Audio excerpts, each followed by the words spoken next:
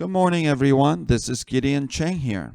I hope everyone would choose to stay happy today and focus only on the positives and remove any negative thoughts, emotions, and situations that aren't even true. Let us not get deceived no matter what. I wanted to briefly chat about life today, and today's topic is bearing spiritual fruits. And the ninth spiritual fruit that we must learn to bear is self-control.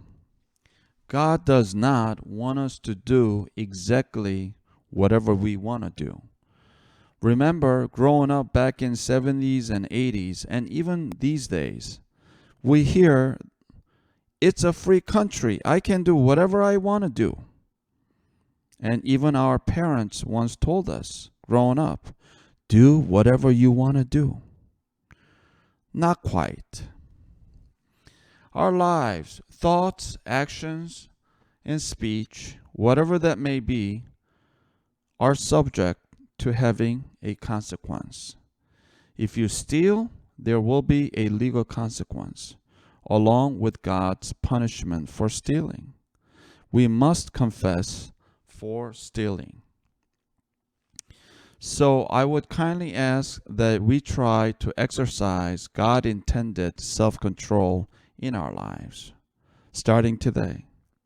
The foremost self-control is never to be deceived by negative thoughts, emotions, and situations and circumstances. This is our lives' the worst enemy. We must self-control our negative thoughts and emotions. Secondly, our anger. We must self-control our anger. And if we don't know how to do them, please buy a book or listen to my podcast titled Gentleness. It will show you simple and practical tips that you can apply.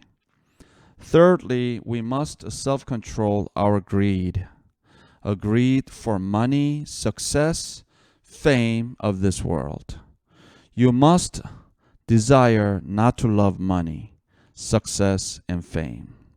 You must love God alone, and all these things will follow in your life through various training and preparations by God. Aim at heaven, and you will get earth thrown in. Aim at earth, you will get neither, by C.S. Lewis. We must learn to be content with what God gives us, but we should also aim high at the same time for His glory. We must self-control our complaining and grumbling as well. There will be deadly consequences, as it is emphasized in the Bible. So instead of complaining and grumbling, we must learn to thank God for every single thing that we already have and that are good in our lives. And also, we must learn to thank God in case we don't have yet what we want, but be able to still thank God in advance through faith. There are other many things that we must control and self-control according to the scriptures. But I believe at least these few things are what I believe to be most important personally in our lives. The 10th spiritual fruit that we must learn to bear in our lives are humility and meekness. God created us and this universe, and sin came into our lives through Satan, the Lucifer, who used to be God's most trusted and powerful angel. But he chose to become like God, and he was outcasted into this earth from heaven by God, along with 1/3 of God's army of angels, who also have defected with the Lucifer.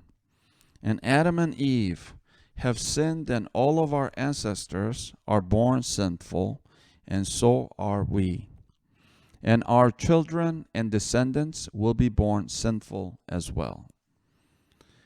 And the biggest sin is arrogance and pride. There's no sin greater than arrogance and pride. There's no one that is not arrogant and prideful either. No, it makes no sense to call other sinners arrogant when we are all sinners and arrogant. But God sent Jesus Christ to be our role model for our lives. Jesus, being the only Son of God and also God Himself, chose to be humble. That is to downgrade His God status down to the lowest status of a human. And He chose to go through the sufferings, hardships, pains, and difficulties so that He can achieve God-given mission, which was to die and save us from the eternal death and hell. And no matter how hard it was, He chose to achieve such mission, and He did. So we must do the same. Being humble means to think of others better than ourselves, even though you are actually better than them. Being humble also means not to insist upon your rights all the time for the sake of others. Being humble means you don't necessarily have to do the kind of things that you can actually do as part of your entitlement and position. For instance, you may be a multi-billionaire, but you don't necessarily need to buy a $150 million mansion in Monterey Beach in California. You can if you want. But a humble and God-loving billionaire may choose not to do so. Instead, you may choose to lead a humble life by purchasing a $1 million house somewhere. You have the best credit to buy the 10 Ferraris that you have dreamt of, and you can always do that. But instead, you decide to choose the life of humility by not necessarily buying those expensive cars. Everyone knows that you are rich. Everyone knows that you are successful. But by choosing not to buy 10 Ferraris, but instead buy a $30,000 Corvette, people who may know you will think, wow, this guy, do you know how rich this guy is? He could have bought thousands of Ferraris and still will have loads of cash in his bank accounts. And yet he chose to drive what you and I drive. Isn't that amazing? This guy is humble. When I become rich and become a billionaire like this guy, I will buy the same $30,000 Corvette and enjoy, and to give the rest of my money to the homeless before I die, just like him. Friends, by choosing to be humble, just like Jesus Christ, you have shown a little Jesus into this world. Being humble means not necessarily doing the kind of things that you can and that you are entitled to do all the time. And instead, choose not to do those things for the sake of others and for the sake of Jesus Christ. That's what I believe being humble means. And it's biblical. Being meek means giving up your rights in your daily life.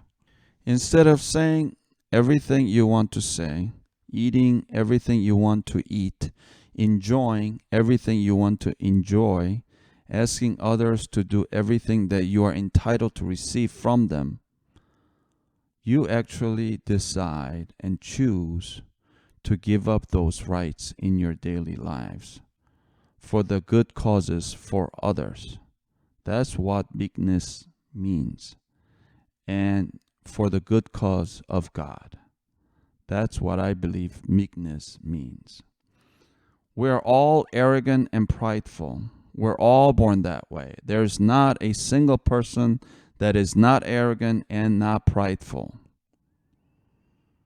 So why don't we try to practice this path of being humble and meek today, little by little, at work, in our families,